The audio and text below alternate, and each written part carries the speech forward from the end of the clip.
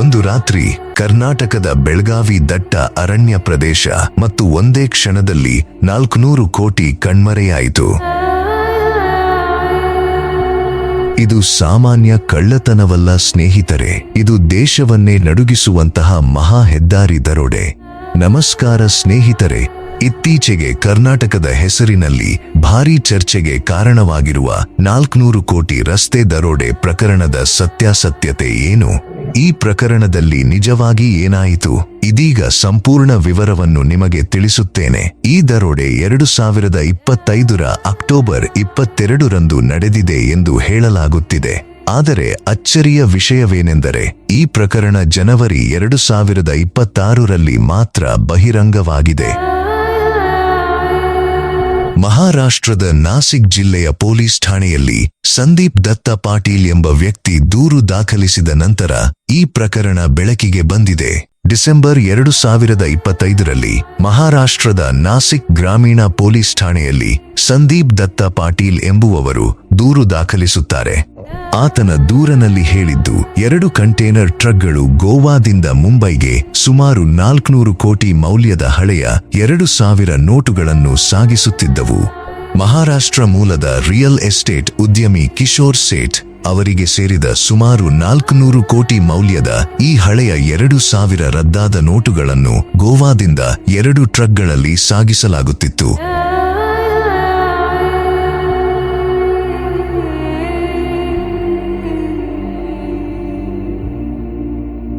October 16, 2025ರ ರಾತ್ರಿ ಟ್ರಕ್ಗಳು ಕರ್ನಾಟಕ, ಮಹಾರಾಷ್ಟ್ರ ಮತ್ತು ಗೋವಾವನ್ನು ಸಂಪರ್ಕಿಸುವ ಟ್ರೈ ಜಂಕ್ಷನ್ ಪ್ರದೇಶವಾದ ಚೋರ್ಲಾ ಘಾಟ್ ಅರಣ್ಯ ಪ್ರದೇಶವನ್ನು ಪ್ರವೇಶಿಸಿದವು. ಅದು ರಾತ್ರಿಯ ವೇಳೆ ದಟ್ಟವಾದ ಕಾಡು, ಮೊಬೈಲ್ ನೆಟ್ವರ್ಕ್ ಕೂಡ ಇಲ್ಲ.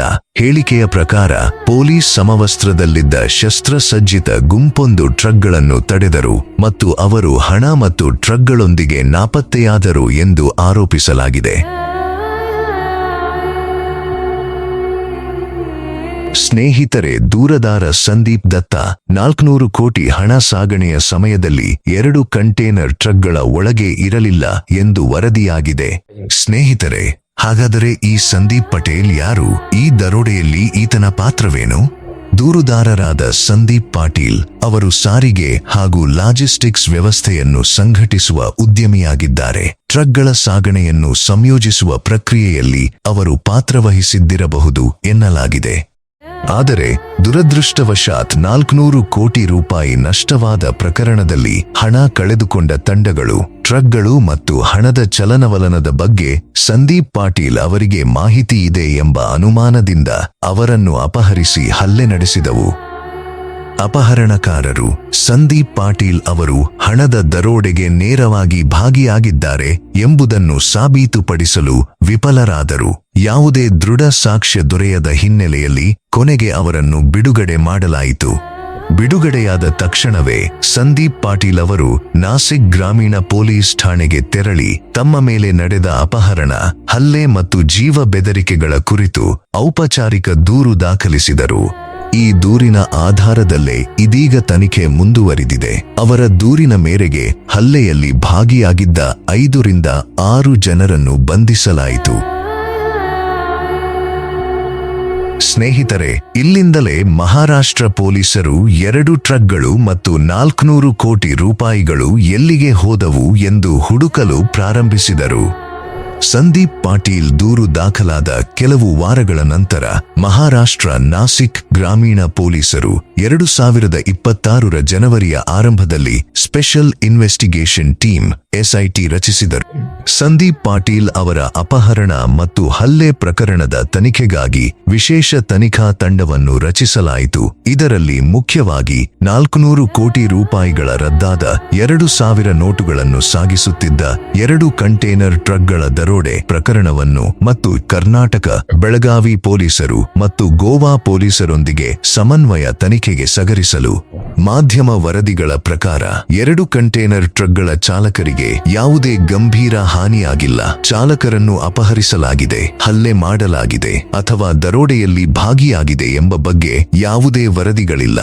ಈ ದರೋಡೆ ಬಗ್ಗೆ ಕರ್ನಾಟಕ ಬೆಳಗಾವಿ ಪೊಲೀಸ್ ವರಿಷ್ಠಾಧಿಕಾರಿ ಕೆ ರಾಮರಾಜನ್ ಅವರು ಹೇಳಿದ್ದು, ಕರ್ನಾಟಕ ಪೊಲೀಸರು 400 ಕೋಟಿ ಮೌಲ್ಯದ ದರೋಡೆಗೆ ಸಂಬಂಧಿಸಿದಂತೆ ಎಫ್ಐಆರ್ ದಾಖಲಿಸಿಲ್ಲ, ಏಕೆಂದರೆ ದರೋಡೆ ವಾಸ್ತವವಾಗಿ ಕರ್ನಾಟಕದ ವ್ಯಾಪ್ತಿಯಲ್ಲಿ ನಡೆದಿದೆ ಎಂದು ತೋರಿಸುವ ಯಾವುದೇ ದೃಢವಾದ ಪುರಾವೆಗಳು ಇನ್ನೂ ಲಭ್ಯವಿಲ್ಲ ಎಂದು ಅವರು ಹೇಳಿದರು. ಮಾಹಿತಿ ಬಂದ ಮೇಲೆ ನಾವೇನು ಕ್ರಮ ತಗೋಬೇಕು, ನಮ್ಮ ಇನ್ವಾಲ್ವ್ಮೆಂಟ್, ನಮ್ಮ ರಾಜ್ಯದ ಪೊಲೀಸ್ ಇನ್ವಾಲ್ವ್ಮೆಂಟ್ ಎಷ್ಟು ಏನಿರುತ್ತೆ ಅನ್ನೋದನ್ನು ನೋಡಬೇಕಾಗತ್ತೆ. ಕರ್ನಾಟಕ ಗೃಹ ಸಚಿವರು ಪರಮೇಶ್ವರ್ ಮಾಧ್ಯಮಕ್ಕೆ ಹೇಳಿದ್ದು, ತನಿಖೆಯಲ್ಲಿ ಮಹಾರಾಷ್ಟ್ರ ಪೊಲೀಸರು ಕರ್ನಾಟಕ ಪೊಲೀಸರ ಸಹಾಯವನ್ನು ಕೋರಿದ್ದಾರೆ. ತನಿಖೆ ಇನ್ನೂ ಪ್ರಾಥಮಿಕ ಹಂತದಲ್ಲಿದೆ ಮತ್ತು ಇಲ್ಲಿಯವರೆಗೆ ಮೂಲಭೂತ ಮಾಹಿತಿಯನ್ನು ಮಾತ್ರ ಹಂಚಿಕೊಳ್ಳಲಾಗಿದೆ ಎಂದು ಅವರು ಹೇಳಿದರು. ಆದರೆ ಪ್ರಸ್ತುತ ಲಭ್ಯವಿರುವ ಮಾಹಿತಿಯು ಬಹಳ ಸೀಮಿತವಾಗಿದೆ ಮತ್ತು ತೀರ್ಮಾನಗಳನ್ನು ತೆಗೆದುಕೊಳ್ಳುವ ಮೊದಲು ಈ ವಿಷಯಕ್ಕೆ ಹೆಚ್ಚಿನ ಪರಿಶೀಲನೆ ಅಗತ್ಯವಿದೆ ಎಂದು ಹೇಳಿದರು.